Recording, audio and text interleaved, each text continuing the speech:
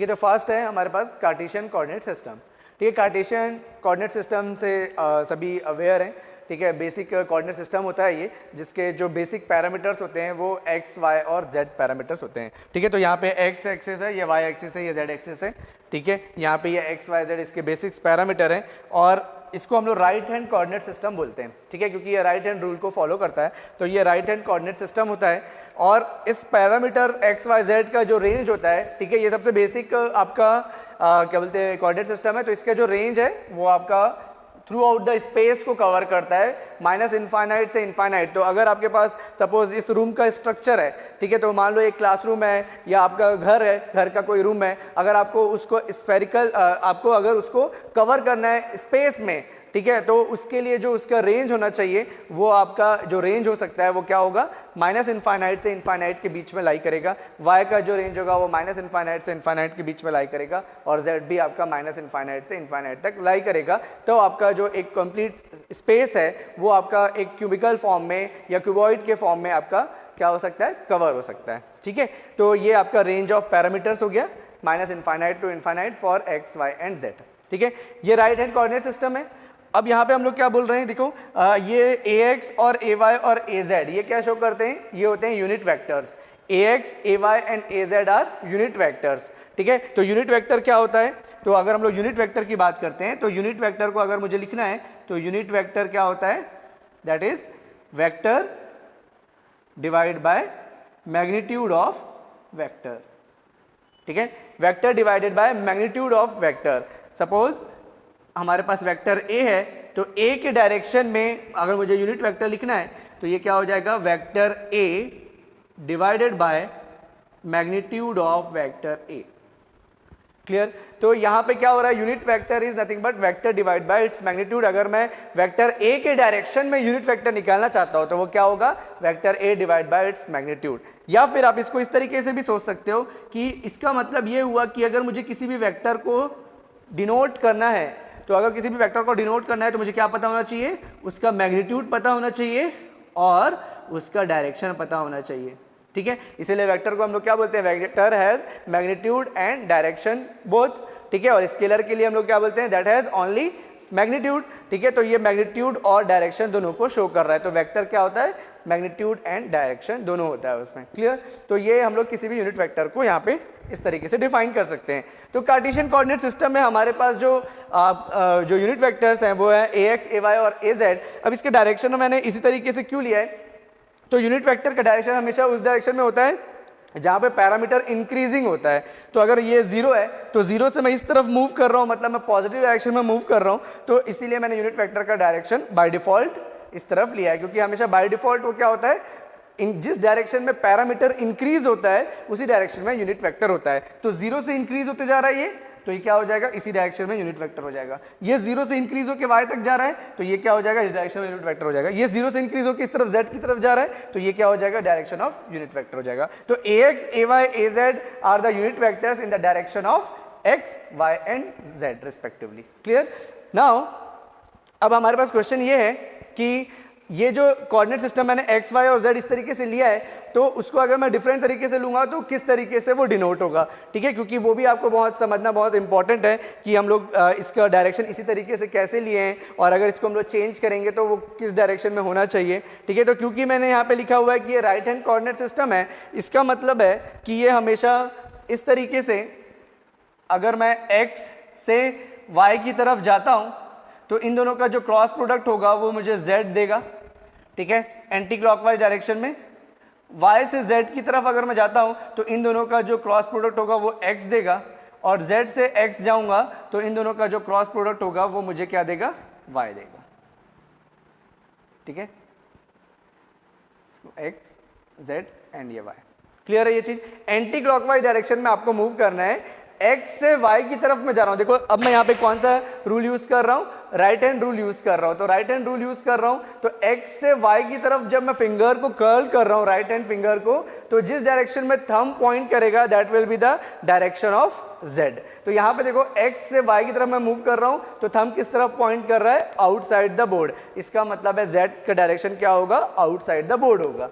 Clear है। तो अगर मुझे इसको ड्रॉ करना है, इस पर्टिकुलर कंडीशन को लेके मुझे अगर ड्रॉ करना है तो ये एक्सिस कैसा होगा, कोऑर्डिनेट सिस्टम कैसा होगा, कार्टेशियन कोऑर्डिनेट। तो ये हमने बोला x है और ये अगर y है तो देखो ये x एक्सिस है और ये y एक्सिस है। तो x से y की तरफ जब मैं कर्ल कर रहा हूँ फिंगर को तो इस तरीके से ये x है, x से y की तरफ जब मैं फिंगर को कर्ल कर रहा हूँ तो थंब किस तरफ आ रहा है, आउटसाइड द बोर्ड आ रहा है। तो ये जो लाइन जा रही है, ये जो लाइन है, ये क्या है, एक्चुअली ये क्या है, आउटसाइड द बोर्ड है। इस तरीके से ये आउटसाइड द बोर्ड आ रहा है। तो ये आउटसाइड द बोर्ड क्या हो जाएगा according to this system, right hand rule के according x cross y is z। तो ये क्या हो जाएगा, z हो जाएगा। ठीक है, तो इस तरीके से ये x, y और z आ जाएगा। तो एंटी क्लॉकवाइज डायरेक्शन में हम लोग इसको डिनोट कर सकते हैं। यहाँ पे हम लोगों ने डिनोट किया था x, y एंड z, तो ये भी आपका एंटी क्लॉकवाइज डायरेक्शन था। अब यहाँ पे अगर मैं देखता हूँ तो ये आउटसाइड द बोर्ड है। ठीक है, ये जो लाइन है x एक्सिस, ये आउटसाइड द बोर्ड है इस तरीके से। अब देखो ये आउटसाइड द बोर्ड है, मतलब मान लो ये फिंगर इस डायरेक्शन में, क्लियर, अभी थंब को नहीं देखते हैं, ये आपका इस डायरेक्शन में। अब देखो ये y एक्सिस इस तरफ है, तो मैं फिंगर को अगर इस तरफ कर्ल कर रहा हूं, ठीक है, ये फिंगर को इस तरफ कर्ल कर रहा हूं तो थंब किस तरफ पॉइंट कर रहा है, ये देखिए यहां से, ये outside the board x axis है, x से y की तरफ जब मैं फिंगर को कर्ल कर रहा हूं तो थंब किस तरफ पॉइंट कर रहा है, अपवर्ड डायरेक्शन में पॉइंट कर रहा है। तो x से जब y की तरफ मैं फिंगर को कर्ल करता हूं तो ये कौन सा डायरेक्शन हो जाता है, जिस डायरेक्शन में थंब पॉइंट करता है वो कौन सा डायरेक्शन हो जाता है, z का डायरेक्शन हो जाता है। तो ये x है, x से y की तरफ मैं फिंगर को कर्ल कर रहा हूं, x टू y, तो ये किस डायरेक्शन में आ रहा है, अपवर्ड डायरेक्शन में आ रहा है, तो वो क्या हो जाएगा, z डायरेक्शन हो जाएगा। क्लियर है। अब देखो यहाँ पे अगर मान लो कि मैं इस तरीके से करता हूं, ये y हो गया, ये x हो गया, सॉरी ये y हो गया और ये z हो गया। ठीक है, अब देखो ये y क्रॉस z, y से z की तरफ जब मैं फिंगर को कर्ल करूंगा, राइट हैंड फिंगर्स को अगर मैं y से z की तरफ कर्ल करता हूं तो जिस तरफ थंब पॉइंट करेगा वो होगा डायरेक्शन ऑफ पॉजिटिव x। ठीक है, ये सारी पॉजिटिव की बात कर रहे हैं यहाँ पे, है ना। तो y से जब मैं z फिंगर को कर्ल करूंगा y से z की तरफ, तो जो थंब जिस डायरेक्शन में पॉइंट करेगा वो होगा डायरेक्शन ऑफ x। ठीक है, तो अब देखो ये राइट हैंड है मेरा, ठीक है, ये फिंगर, अब इसको मैं कर्ल कर रहा हूं यहां से, अब ये देखो ये मेरा फिंगर है y डायरेक्शन में, y से z की तरफ कर्ल कर रहा हूं। तो ये फिंगर को जब मैं कर्ल कर रहा हूं y से z की तरफ, y से z की तरफ जब मैं रोटेट कर रहा हूं तो थंब किस तरफ पॉइंट कर रहा है, इनसाइड द बोर्ड पॉइंट कर रहा है। देखो ये थंब किस तरफ आ रहा है, आप उधर से देख रहे हो फिंगर किस तरफ जा रहा है, इनसाइड द बोर्ड जा रहा है। तो y से z की तरफ जब मैं फिंगर को कर्ल कर रहा हूं तो थंब किस तरफ जा रहा है, इनसाइड द बोर्ड जा रहा है। तो इनसाइड द बोर्ड कौन सा एक्सिस होना चाहिए, तो y से z की तरफ जब हम लोग कर्ल करते हैं तो हमको मिलता है पॉजिटिव x। तो इनसाइड द बोर्ड क्या आ जाएगा, पॉजिटिव x। तो यहां पे अगर मुझे x को शो करना है तो वो इनसाइड द बोर्ड होगा x। ठीक है, तो इन the direction of inside the board will be the positive x axis. So x से y, अब देखो मैं यहां फिंगर को कर्ल कर दिया, अंदर कर दिया, इनसाइड द बोर्ड कर दिया। अब x से y की तरफ जा रहा हूं, x से y की तरफ जा रहा हूं तो थंब इस तरफ पॉइंट कर रहा है, और x से y की तरफ जब जाते हैं तो जो थंब पॉइंट करता है वो क्या होता है, z होता है। तो ये देखो यहाँ पे ये चीज फॉलो हो रहा है। ठीक है, z क्रॉस x करेंगे, देखो ये z क्रॉस x है, ये आपका z है, और x इनसाइड द बोर्ड है, ये आपका z हो गया, इनसाइड द बोर्ड x है। तो इनसाइड द बोर्ड अगर मैं फिंगर को कर्ल कर रहा हूं तो z क्रॉस x क्या होना चाहिए, direction of thumb z cross x, z से x की तरफ जाएंगे तो डायरेक्शन ऑफ थंब क्या पॉइंट करेगा, पॉजिटिव y। ठीक है, तो ये z से x की तरफ जा रहे हैं तो थंब अपवर्ड डायरेक्शन में शो कर रहा है, इसका मतलब वो क्या हो गया, पॉजिटिव y। तो इस तरीके से हम लोग कोई भी कोऑर्डिनेट सिस्टम के एक्सिस को डिसाइड करते हैं कि वो एंटी क्लॉकवाइज डायरेक्शन में होना चाहिए, क्योंकि राइट हैंड हमारा बेसिक कोऑर्डिनेट सिस्टम जो होता है, चाहे वो कोई भी हो, वो हमेशा राइट हैंड रूल के अकॉर्डिंग वर्क करता है। ठीक है, तो इस तरीके से आप एक्सिस डिसाइड कर सकते हो। क्लियर है यहाँ तक। नाउ ये हो गया हमारा रेंज के बारे में। अब हम लोग कोई और कोऑर्डिनेट सिस्टम देखे नहीं है अभी तक, तो उसका रिलेशन भी हम किसी और के साथ देख नहीं सकते। सो डिफरेंशियल लेंथ के लिए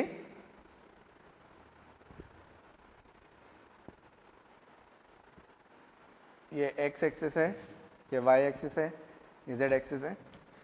एक ऑब्जेक्ट हम लोग यहाँ पे लेते हैं, वेरी स्मॉल ऑब्जेक्ट,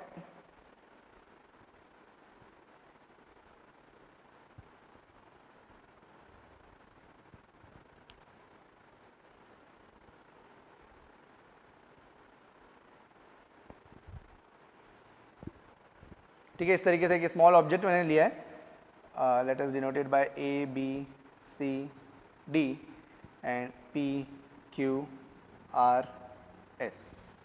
ठीक है, अब डिफरेंशियल लेंथ को कैसे डिफाइन करते हैं? ठीक है, suppose I want to move from A to C. ठीक है, डिफरेंशियल लेंथ को मुझे डिफाइन करना है, उसके पहले मैं आपको बोल रहा हूं suppose we wish to move from A to C. Clear? Suppose we wish to move from A to C. अगर मैं ए से सी मूव करता हूं तो देखो मैं क्या क्या डायरेक्शन फॉलो कर सकता हूं। अगर मुझे ए से सी जाना है तो मैं इसको बोल सकता हूं कि या तो मैं ए से बी जाऊं पहले और फिर बी से सी जाऊं।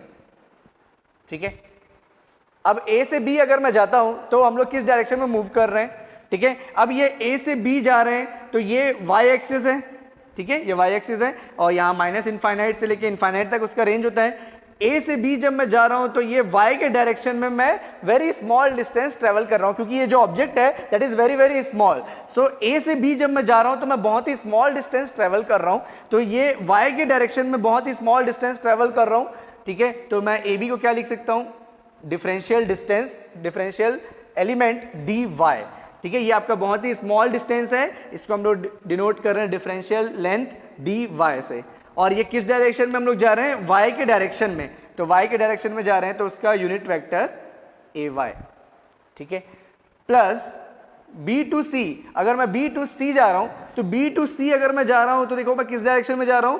z के डायरेक्शन में बहुत ही स्मॉल डिस्टेंस ट्रेवल किया हूं। b से c अगर मैं जा रहा हूं तो ये z एक्सिस है, z एक्सिस के पैरेलल में मूव कर रहा हूं, इसका मतलब मैं z डायरेक्शन में बहुत ही स्मॉल डिस्टेंस ट्रेवल कर रहा हूं। तो इसका मतलब ये कितना हो जाएगा? dz, और z के डायरेक्शन में इसीलिए az। ठीक है, तो ये हो जाएगा आपका a से c। अगर आप अब बोलोगे कि a से c जाने के लिए मैं a से d भी जा सकता था और d से c भी जा सकता था, तो अगर आप a से d जा रहे हो तो a से d जा रहे हो मतलब आप ये लिखोगे ad, और दूसरा d से c जा रहे हो तो आप लिखोगे ये। ठीक है, अब देखो यहाँ पे कि a से d अगर मैं जा रहा हूं तो a से d भी आपका z डायरेक्शन में है, तो dz az आ जाएगा।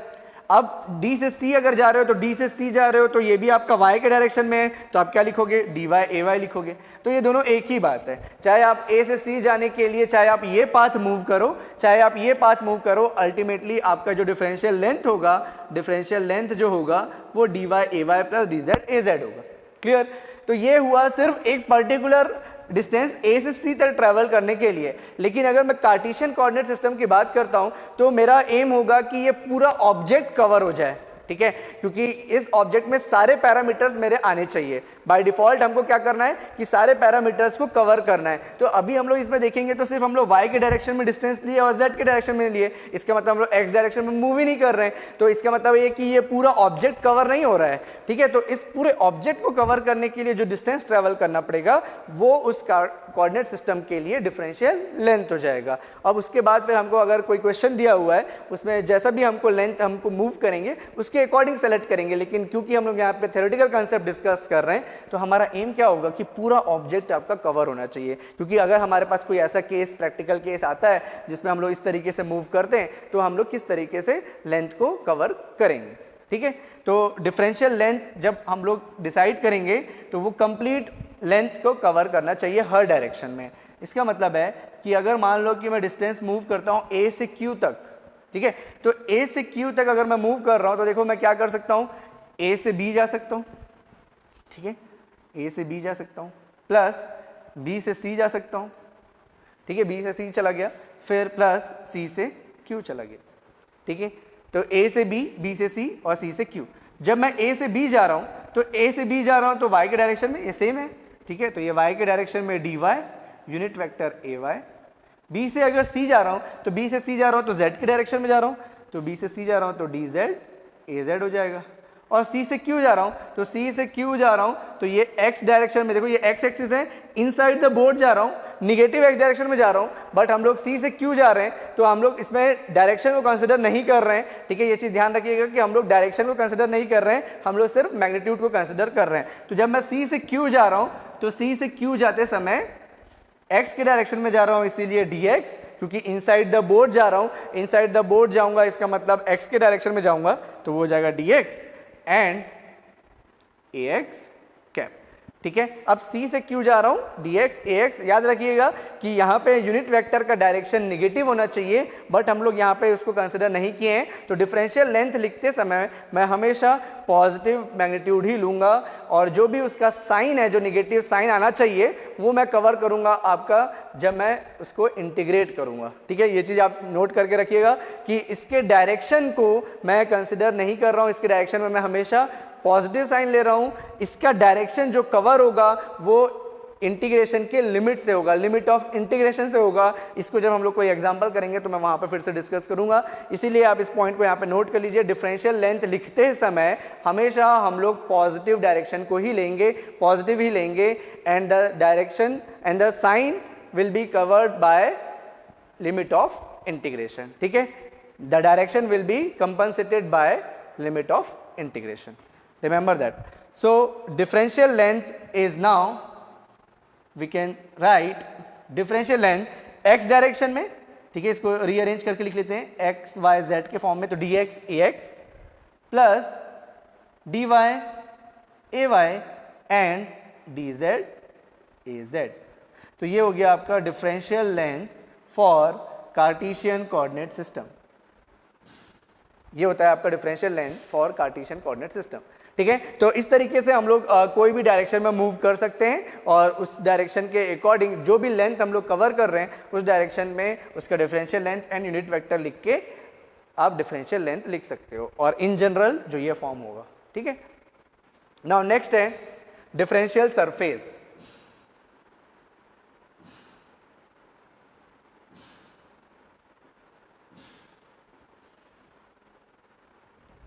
डिफरेंशियल सरफेस, अब अगर मैं इस ऑब्जेक्ट को जो मैं कंसिडर किया हूं that is very very small object, अब इस सरफेस का, इस क्यूब का कितने सरफेस हैं? ठीक है, तो इसके कितने सरफेस दिख रहे हैं आपको? एक क्यूब के कितने सरफेस हो जाते हैं? टोटल 6 सरफेस हो जाते हैं। ठीक है, तो इसके टोटल 6 सरफेस होंगे। क्लियर? तो इसके 6 सरफेस क्या क्या होंगे, तो इसको हम लोग ड्रॉ कर सकते हैं। यहाँ पे ये एक्स एक्सिस है, ये वाई एक्सिस है, ये जेड एक्सिस है। इसका फर्स्ट सरफेस देखिए, इसका फर्स्ट सरफेस मैं जो यहाँ पे ड्रॉ कर रहा हूँ वो है आपके पास, ये फर्स्ट सरफेस है फ्रंट वाला। ठीक है, फ्रंट सरफेस क्या था? A B C D. ठीक है, ये ए बी सी डी, ये एक सरफेस ले रहा हूँ। ठीक है, सेकेंड सरफेस मैं आपका ले रहा हूँ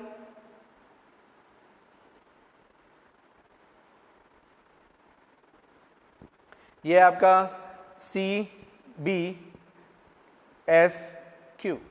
ठीक है, एक और सरफेस पे जो ले रहा हूं ये आपके पास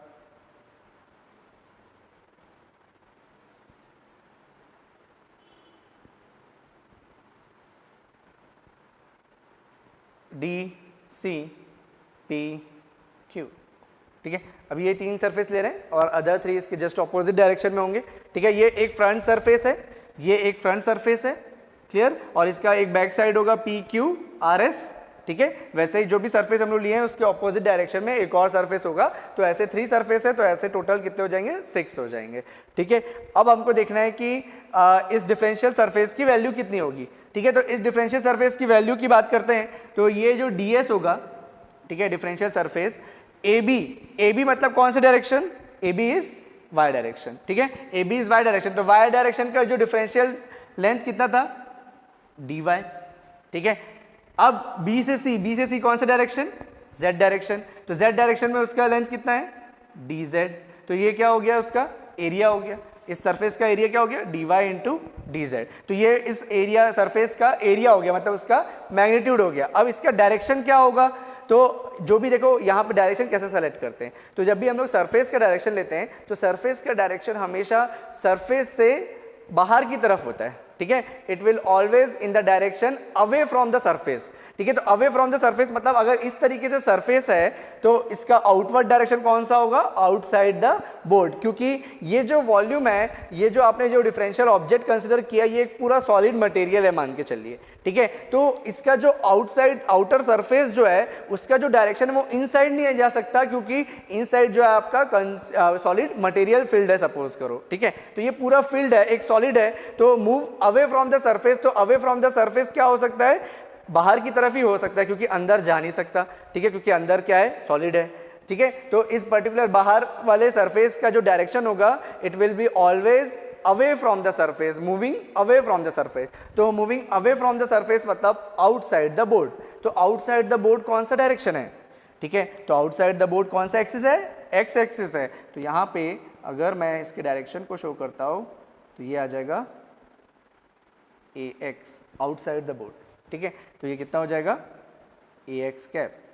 तो ये डिफरेंशियल सरफेस उसका डायरेक्शन भी है, तो ये उसका एरिया मैग्नीट्यूड हो गया और ये उसका डायरेक्शन, तो इसीलिए ये भी एक वेक्टर क्वांटिटी होगा, ठीक है।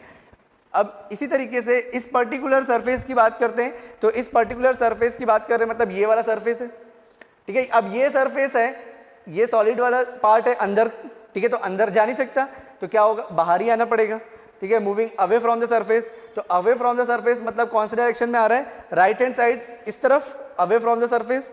तो यहाँ पे ये डिफरेंशियल सरफेस हो गया, ठीक है। ये पोर्शन जो है डिफरेंशियल सरफेस हो गया और इसका डायरेक्शन क्या होगा, ए वाई कैप। तो इसका एरिया कितना हो जाएगा, तो अगर मैं इसका एरिया लिखता हूँ तो बी से एस मतलब कौन सा डायरेक्शन में, एक्स डायरेक्शन में।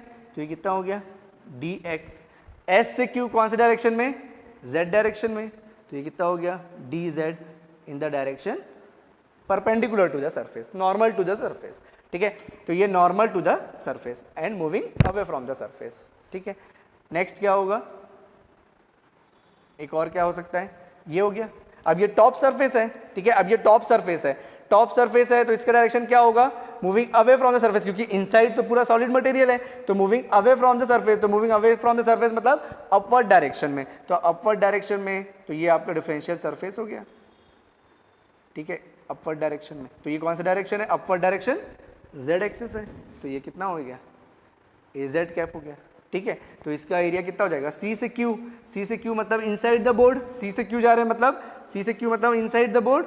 तो ये कितना हो गया डी एक्स और पी क्यू कौन सा डायरेक्शन है, वाई डायरेक्शन। तो ये कितना हो गया डी वाई और इन द डायरेक्शन ऑफ सेट, ठीक है। तो ये आपका हो जाएगा डिफरेंशियल सरफेस, क्लियर। और इसी के अलावा जो अदर 3 सरफेस होंगे उसके लिए सिर्फ डायरेक्शन चेंज होगा, क्योंकि इनसाइड मतलब अगर मैं यहाँ पे सपोज ये बॉटम सरफेस की बात करता हूँ, ठीक है। अगर मैं इस बॉटम सरफेस की बात करता हूँ तो इसका डायरेक्शन डाउनवर्ड हो जाएगा, ठीक है, क्योंकि ऊपर जाएंगे तो ये सॉलिड मटेरियल आ जाएगा, तो ऊपर जा नहीं सकते। तो ये डाउन जो सरफेस होगा उसके लिए जो डायरेक्शन होगा बॉटम सरफेस के लिए डायरेक्शन क्या हो जाएगा, डाउनवर्ड हो जाएगा। मतलब अगर मैं यहाँ पे एक सरफेस सेलेक्ट करता हूँ तो इसका डायरेक्शन क्या हो जाएगा, डाउनवर्ड हो जाएगा, मतलब माइनस ए जेड हो जाएगा, ठीक है।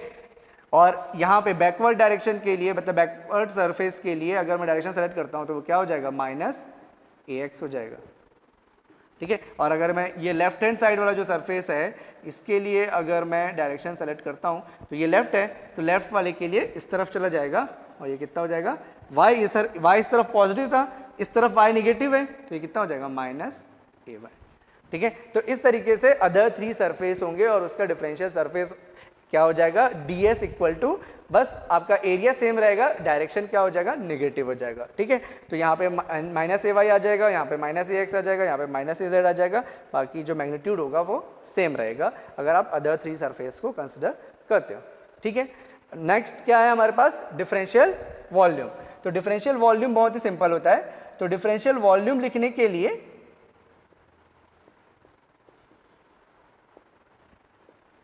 सिंपली आपको क्या करना है, डिफरेंशियल वॉल्यूम लिखने के लिए इन तीनों का प्रोडक्ट करना है। किसका, dx, डिफरेंशियल लेंथ में जो मैग्नीट्यूड आएगा x के डायरेक्शन में, डिफरेंशियल लेंथ में जो मैग्नीट्यूड आएगा y के डायरेक्शन में, और डिफरेंशियल लेंथ में जो मैग्नीट्यूड आएगा z के डायरेक्शन में, उन तीनों का मल्टीप्लिकेशन, मतलब dx, dy एंड dz। तो ये क्या हो जाएगा आपका डिफरेंशियल वॉल्यूम, ठीक है। तो डिफरेंशियल वॉल्यूम ये होगा। डिफरेंशियल सरफेस भी लिख सकते हो आप ओनली फ्रॉम डिफरेंशियल लेंथ। तो डिफरेंशियल लेंथ अगर मुझे लिखना आता है तो मैं डिफरेंशियल सरफेस भी लिख सकता हूँ, डिफरेंशियल वॉल्यूम भी लिख सकता हूँ। इस तरीके से मुझे डायग्राम ड्रॉ करने की भी जरूरत नहीं है, ठीक है। तो डिफरेंशियल लेंथ लिखना जरूरी है। डिफरेंशियल लेंथ हम लोग लिख सकते हैं एक ऑब्जेक्ट ड्रॉ करके कार्टेशियन कोऑर्डिनेट सिस्टम में जो सारे सरफेस स्पेस को कवर करे, ठीक है। तो इस तरीके से एक स्मॉल ऑब्जेक्ट लिए, ठीक है, जो कि आपका क्यूबिकल फॉर्म में हो सकता है, क्यूबॉइड फॉर्म में हो सकता है, ठीक है। अब ये जो डिफरेंशियल लेंथ है, अब ये डिफरेंशियल लेंथ में आप देखिए, अगर आपको एरिया लिखना है तो आपको एरिया लिखने के लिए 2 का मल्टीप्लिकेशन करना है, ठीक है। इन दोनों का मल्टीप्लिकेशन किए x और y का, तो dx और dy आ गया, और थर्ड के डायरेक्शन में उसका यूनिट वेक्टर होगा। थर्ड के डायरेक्शन में यूनिट वेक्टर मतलब z। तो देखिए यहाँ पे हम लोग लिखे हैं dx dy और थर्ड के डायरेक्शन में यूनिट वेक्टर, ठीक है। तो ये आ जाएगा आपका क्लियर। अब आपको अगर लिखना है दूसरा तो dy और dz लिख लेंगे, इन दोनों का प्रोडक्ट, और इसके अलावा थर्ड के डायरेक्शन में यूनिट वेक्टर। तो dy और dz लिख रहे हो तो थर्ड क्या बच गया, x, तो dy dz लिख रहे हैं तो x के डायरेक्शन में यूनिट वेक्टर, ठीक है। अब नेक्स्ट क्या हो जाएगा, फर्स्ट और लास्ट। तो फर्स्ट और लास्ट का एरिया लिखने के लिए क्या करेंगे, dz इंटू dx, और बच क्या गया y, तो y के डायरेक्शन में यूनिट वेक्टर, तो dx इंटू dz y के डायरेक्शन में यूनिट वेक्टर। तो इस तरीके से हम लोग डिफरेंशियल सरफेस लिखते हैं, और वॉल्यूम लिखने के लिए सिंपली तीनों का प्रोडक्ट करना है, और ये वॉल्यूम में कोई भी डायरेक्शन नहीं होता, सिंपली तीनों के x, y और z के डायरेक्शन पे जो मैग्नीट्यूड है उसको आपको मल्टीप्लाई करके डिफरेंशियल वॉल्यूम लिखना है। तो ये आपका कंप्लीट क्या हो गया, कार्टेशियन कोऑर्डिनेट सिस्टम।